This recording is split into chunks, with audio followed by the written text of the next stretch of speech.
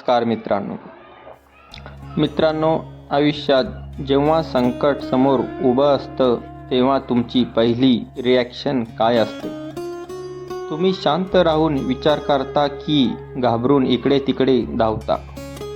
5000 वर्षापूर्वी कुरुक्षेत्राच्या युद्धभूमीवर दुर्योधनाने एकच अशी चूक केली होती जी आज आपण आपल्या करिअरमध्ये किंवा बिझनेसमध्ये रोज करतोय.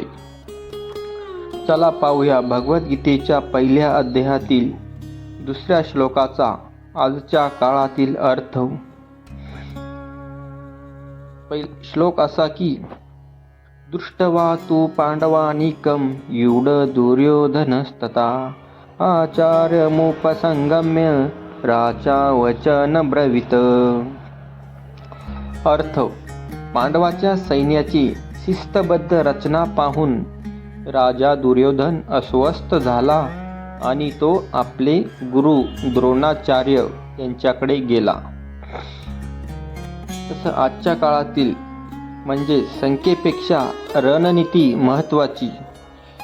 दुर्योधनाकडे 11 अक्षौहिणी सैन्य होतं तर पांडवाकडे फक्त 7. पण पांडवाची व्यूहरचना इतकी जबरदस्त होती की ती बघून दुर्योधन हादरला.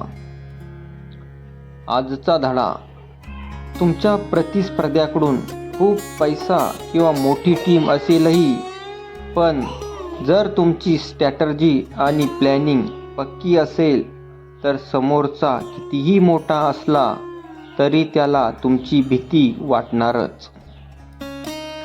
भीतीमध्ये घेतलेले निर्णय. दुर्योधन राजा होता, त्याने आपल्या सैन्याला धीर द्यायला हवा होता, पण तो स्वतः भीतीने गुरुकडे धावला. तर आज काय शिकवायचं त्याच्यातून? जेव्हा ऑफिसमध्ये किंवा आयुष्यात एखादी मोठी समस्या येते तेव्हा आपण पॅनिक होतो. लक्षात ठेवा, घाबरलेला माणूस कधीही योग्य नेतृत्व करू शकत नाही. शांत राहा, परिस्थितीचं विश्लेषण करा आणि मग पाऊल उचला. इगो आणि इन्सिक्युरिटी. दुर्योधन द्रोणाचार्याकडे गेला कारण त्याला भीती होती की आचार्य पांडवाच्या बाजूने तर झुकणार नाही ना. तो आचार्यांना टोमणे मारायला तिथे गेला होता. आजचा धडा: आपल्या टीमवर संशय घेणं किंवा कठीण काळात इतरांना दोष देणं हे अपयशाचं लक्षण आहे. जर तुम्हाला यशस्वी व्हायचं असेल तर ब्लेम गेम खेळण्यापेक्षा सोल्युशनवर लक्ष द्या. तर यातून जो कन्क्ल्युजन म्हणजे अर्थ निघतो तो. तर मित्रांनो, अध्याय 1चा दुसरा श्लोक आपल्याला हेच शिकवतो की संकट कितीही मोठी असो, तुमची पहिली हालचाल ही तुमच्या विजयाची किंवा पराजयाची दिशा ठरवते. दुर्योधनासारखं घाबरून जाऊ नका, तर अर्जुनासारखं शांत राहून परिस्थितीचं निरीक्षण करा.